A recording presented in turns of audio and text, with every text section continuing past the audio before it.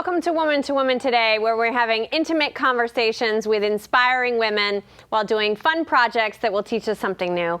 I'm your host, Jen Maseda, and we want this show to be a bright spot in your lives.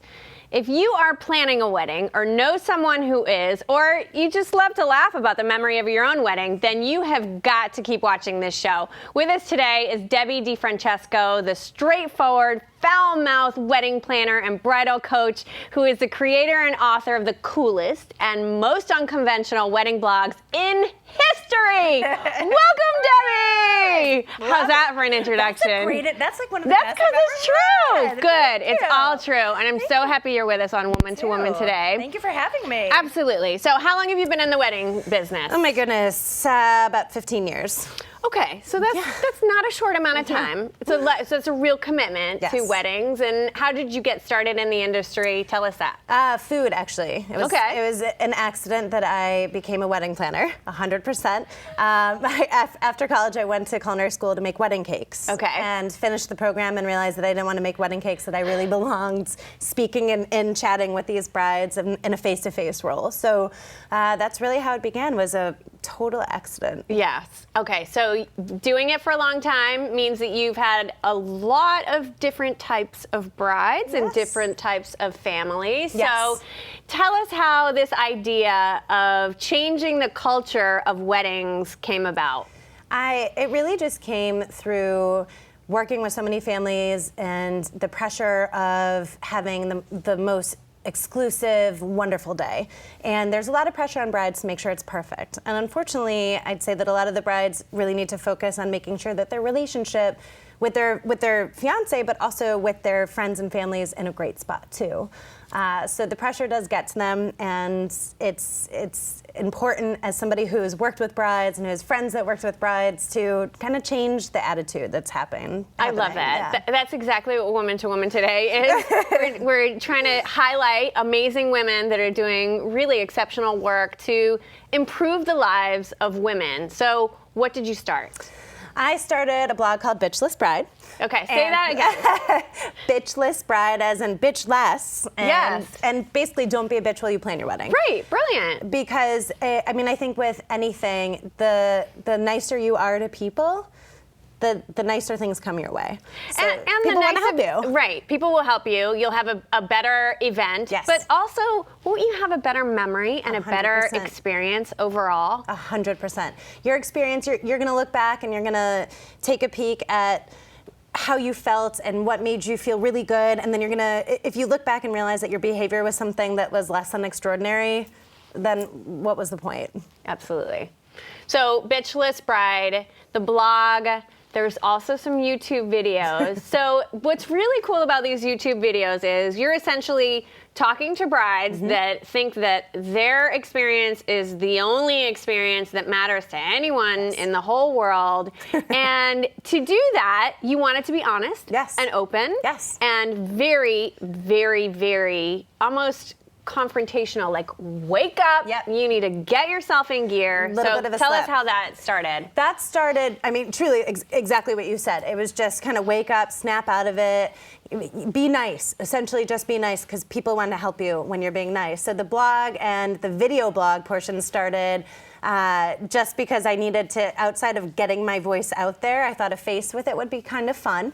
And the wig, I wore a hot pink wig because at the time I wasn't out. So so tell our viewers what you mean. So you're completely incognito here. Nobody knows it's Debbie DeFrancesco. No. Right. And why is that? Because I was working with real brides. And so there were a few brides I was working with, I was writing about and just being honest about. And if they were to stumble across their name, which I would never put on the site, but if they were to stumble across a familiar point, that they would get a little upset. So I was I was completely incognito. I wore a hot pink wig, I wore the sunglasses, I had my husband help me alter my voice. So it sounded very deep. It was very cool. It was like a little, like this deep, sexy. It was, very cool. Yeah, it was so funny. Just the back of it is, I was like up against my kitchen wall, sitting on pillows, aiming the camera. I mean, if you ever knew what it really looked like beyond, but really it was about getting the message out there, because it really is. Your wedding affects everyone in your life. Right. Yes, everyone that you're going to invite, everyone that's trying to help you, from the service industry to the family that is experiencing right along with you. Exactly. And when we talked earlier, you brought up a great point. Even though this is happening in the bride's life, the bride and those people closest to her, even the significant other, need to understand that everyone else is going through something. And to be kind to other people, because this something is really affecting their priorities. Everything. Your wedding is not their priority. It is not their priority. They love you, they want to be there for you, but people are in different stages in their lives. And so maybe they got married 10 years ago and they've had a few kids and they're just dealing with the reality of their own lives, and they love you and want you to be happy, but selecting flowers and worrying about the past hors d'oeuvres really isn't at the top of their lists. Right. They'll celebrate with you, but it's not the only thing they want to talk to you about and be present for. Right. So there are a lot of different topics, though, on that blog. It's not, it's about brides that are coming in, but you've transitioned from being a bride to being a mom, and you have had some experiences that you want to share. So the blog is not just for people that are going through the wedding industry right now. No, I mean I think it's a fun read, to be honest. Yes, I try and be funny. Comical. I think you can tell by you do a good job. Thank you. You can tell by the title too. I'm cheeky. I really do write the way that I speak, and just try and be honest and upfront. And a few times a week, I also put real weddings, actually, that I get from all over the world, which has been really exciting, and just eclectic and eccentric and different ideas. I try and give brides different inspiration, and just really make it a lot of fun. And then on Tuesdays, I have the Truth Hurts, which is where I kind of lay into my brides and say, hey, listen, you're not being nice for whatever reason, and it's time to change your attitude so that people want to help you and take care of you. Right. And it's not just being angry with them, like but it's sharing, these are the things, and these are the reasons why you need to focus on these particular items in your life. This was a wake-up call to me. I didn't have a big wedding, and it wasn't something that I dreamed about for a long time. And you know what I think is great? This trend of quirkiness and outside the box and themes. Right. When I got married, it was okay. Here's the exact box that you need to have this particular color scheme. You need to have this particular food. They weren't doing it in a barn in a with a tractor in the background like they are now, which is so cool. So great, because then you can personalize it and make it more about who you are rather than whoever is helping you. Exactly, like your mother. And their aesthetic. Exactly. Yes, right. And it's nice. I think a lot of people, they're looking at who they are as a couple and extracting different pieces of their lives that are important to them. So basically, I did one where they really loved library books, and they made an altar that was fully out of library books. I just thought it was really neat, and it was a small New York wedding that I thought was really cool. Great. And then I've had some other ones that don't wear white, which I love. Like, I'm a little obsessed with. And I also have all sorts of different ideas. There's a whole trash the dress theme. In fact, one of my recent posts that I had put up, and this kind of goes back to being a bitchless bride, is that she was married for a year and getting divorced already. Yeah. And so the submission came through as a trash the dress session, where at the end of the session she set it on fire and walked away. Yeah. And I interviewed her, and she said that she felt very cathartic, and she was actually happier that day than on her wedding. Right. So, and she also told me she wished she hadn't stressed so much. That's the thing. About the day. Right. As opposed to what was going to happen afterwards. She knew. Yeah. She also knew. Yeah. I asked her, she knew walking down the aisle. So maybe she go. had focused a little bit more on on the relationship as opposed to the experience of the day. Yeah. It's okay to be traditional. Yeah. It's okay to have whatever you've dreamed as of having. But as long as as it's not causing you this level of anxiety. Exactly. Right. Exactly. I mean, I've watched people lose friends, and it's too bad, and not speak with family members. And the one thing that's interesting, and I understand where the behavior comes from. I do want to be clear on that. You understand where the behavior comes from. Your wedding opens up a can of worms and takes out skeletons in the closet that you'd put away. Yeah. And everything comes out during a wedding. Huh. And so you understand why emotions are a little bit raw, things get a little out of hand, and you can understand how that happens. Of course. But when you get it in check and you can kind of rein that in, it makes it feel like a little bit happier. It makes everyone a little bit happier. And like I said, the key is they love you, they want to help you. Right. When you're not nice, they don't want to do anything for you. No, nobody does. Such is life. Right, exactly. Yeah, you get more with being sweet and being kind. But I think that society plays into this, right? There are so many different shows now that are almost celebrating how much of a bitch you can be. Yeah. And so, you're setting the tone for young girls to think as though this is that's okay. This is how I'm supposed to act this is traditional behavior. This is expected of me to get everything that I want and to treat other people, and I can get away with it because it's celebrated. It's celebrated. It's celebrated. Yes. I can get away with it. I turned into a bride. One of my very first introductions to writing for Huffington Post, I wrote a blog post called Bridal Demia. I made up that word. It's basically you get a ring on your finger and suddenly like the demon comes out and it takes over and it just love that. But it's true. So it's like true. What happens? It's like the transition and the shows. You're right. There's so much out there that just celebrates it and kind of really strips away. These are two people who love each other and want to fight through life together. Right. And because let's be honest. After it should be about the marriage, not about the wedding day. Let's not fight through the wedding. Exactly. together. Right. No, and if you do. If you do, that's okay. Exactly. Right? Yeah, well, that's why Bitchless Bride is so perfect. From the blog to the YouTube videos. Thank you. I'm hoping that you're going to expand that. And you've done Huffington Post. You mentioned that. Mm-hmm. You've done the Chicago Tribune. You've done so many different articles. You actually have 2020 that is coming up with Elizabeth Vargas, right? Actually, it posted. Okay. So that was a little while ago, but it was a lot of fun sitting down with Elizabeth Vargas. It was great. They were doing a segment about weddings and they were able to get me into it. So I thought that was a lot of fun. So we can find that on your channel or on YouTube? It's through my website and then the YouTube channel as well. And then also I think it's on ABC. Okay, and we'll put that up for folks. Perfect. But essentially, Bitchless Bride is changing the face of weddings and of the way women perceive weddings and their expectations of themselves and their expectations of their family and friends and their significant others, but also their expectations of the beauty industry, because those are people too that are only just trying to help them have a great experience. 100%. And it's like, I love my lipstick. I love looking good. I love feeling good. I mean, really, who doesn't? But I always say to my brides too, you really want to look back on your photographs and feel like that was you in those pictures. And I've seen a lot of transformations, and you definitely want to look back and say, wow, oh my God, that was me. Yeah. You want to know who you are. And I looked great, but I also felt great. I felt great. Beautiful memories. Yes. That's great. Perfect. All right, we're going to take a short break, and when we come back, Debbie's going to show us her signature drink, this cocktail you do not want to miss. And she's also going to show us some creative options for wedding favors on a budget. So keep watching, everyone.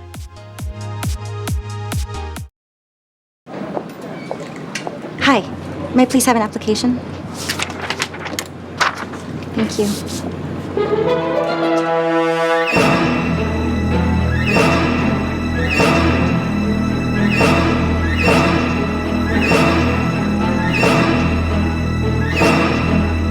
Skip the drama.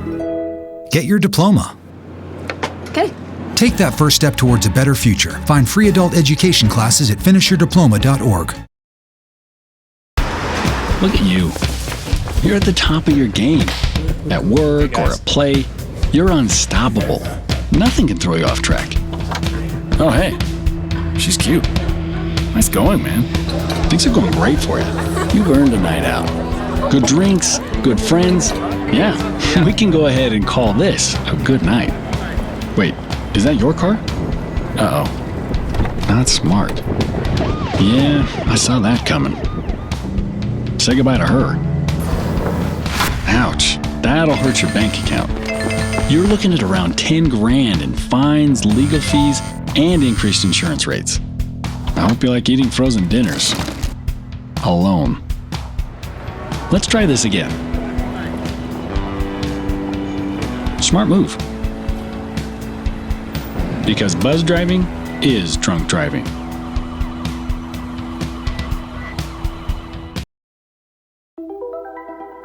Todd's a great guy.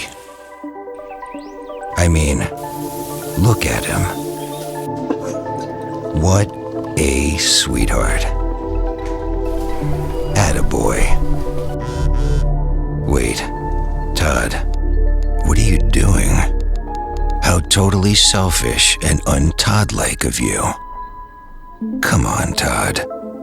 Come on, man. Welcome back to Woman2Woman Today, where we inspire women to reach their goals and learn something new each show. I'm your host, Jen Maseda, and we're here with Debbie DeFrancesco, the creator and author of the hugely successful blog, Bitchless Bride. All right, Debbie, you're going to show us a drink, your signature drink, and also a favor that we can use at a wedding or really any special occasion. You can really use it at any special occasion. Perfect. It's great for a wedding. It adds color. So, okay. But let's get started with the drink. Yeah.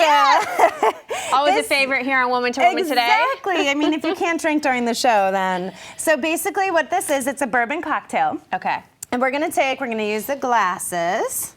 We're going to drink from these two. Sounds good. I think there's a little ice in here. Okay. We put the ice. Perfect. Actually, you know what? Just put them all in one because I'm gonna do a thing. Perfect. And something that comes up quite a bit when you're planning your wedding is a signature cocktail. For me, this would be mine. I love bourbon. It's October, something thinking along those lines. Okay. It makes your belly feel nice and warm. So this is for 2 people. Oh dear God. And do you suggest this for your brides during the wedding, pre-event? Not pre-event. Okay. Because yeah. I've seen what brides can look like if they drink too much. Okay. And so we want to make sure that if you're drinking, you do it responsibly before your wedding, before you say your vows. Right. Oh, oops, that's full. Okay. That's all right. And then we're going to add splashes. It's really about a few teaspoons here and there of lemon juice. Right. I'm just having some fun. And then some syrup. Okay. You know what? I'm just going to pour it straight. Yeah. It's supposed How to many teaspoons of the syrup? 4 to 6. But it's to taste, too. Exactly. All right. So now, I'm going to shake that up. we're going to go like this. Okay. Pardon any spills. Not at all. That just makes for a good shaken drink. Yep. And then we're going to share that. Lovely. Oh, here. And then you can garnish it with some apples. Oh, that makes it really Nice festive and special. and sweet. Of course. Lovely. And these are, You know what? I'm going to dip mine. Dip it because so that it soaks nice up. and boozy. Exactly. Cheers. Cheers. Thanks for having me on the show. Oh my gosh, it smells delicious. Like fall. Cinnamon. Oh my God. Okay. You know, this would be really good heated too, I think. I think you're right. Oh, that's delicious, Oh Debbie. my goodness. Well done. That's going to be a signature drink at our home now. Forget the wedding. We're already married. Don't hate me later. Don't hate me later. Not at all. All right, so we'll drink as we do some DIY things. And one of the jokes that I always tell on my blog, I am not a do-it-yourself. DIY stands for do-it-yourself. Okay. And it's one of those situations where I always have really, really good intentions. Yeah. And it doesn't usually work out. But you know, do you have to be? You don't. Right? So this is exactly why I'm glad we're doing this, Me too. because Some people are great at it, and God bless them. Seriously. Some people want to be great at it, and this is a great opportunity to do something really, really fun and also inexpensive, Yes. which I love, because that's also an important part of being able to afford your wedding. Exactly. Affording it's not, and not have to afford it for years following your wedding. Credit card debt. Exactly. I mean, that could be crazy. Exactly. So this all I did to prep just for before we did this. The beauty of TV. Right? Yeah. So I took well good done. circles. Very nice. Cake pan, 9-inch cake pan. Okay. You circle, use a circle, cut it out. Orange You're left tissue with paper, this. And so really, 2 sheets. just so everyone knows, this is what the finished product should look like. Okay. A nice little pumpkin. What it should look like. What it should Yes. look like. I'm just saying I practiced. Right. The neat thing is too, this will add color. So there's candy. So this is a candy-filled pumpkin. What I like is when a bride enters the room, you can have this on everyone's plate, and it will look really nice and add a little bit of color. And be unique. And too. be unique. Right. And people like candy. I mean, I can't think of anything worse than going to a wedding and having a favor that just sucks, honestly. Yeah. What a waste. Yes, really, what a absolutely. waste. Right. So we're gonna take this big bag of candy, and I just chose some fall candies, and whatever you like, you put in here. So take a handful. Okay. All right. I will. Or maybe a little more. I did hugs and candy corn. That's sweet. Oh, hugs. Oh, I know, get it. Hugs That's and kisses. Sweet. I tried for like weddings. Every now and again, I Perfect. can go cheesy. Very nice. Right. So then you take this circle. Yep. You take your pumpkin.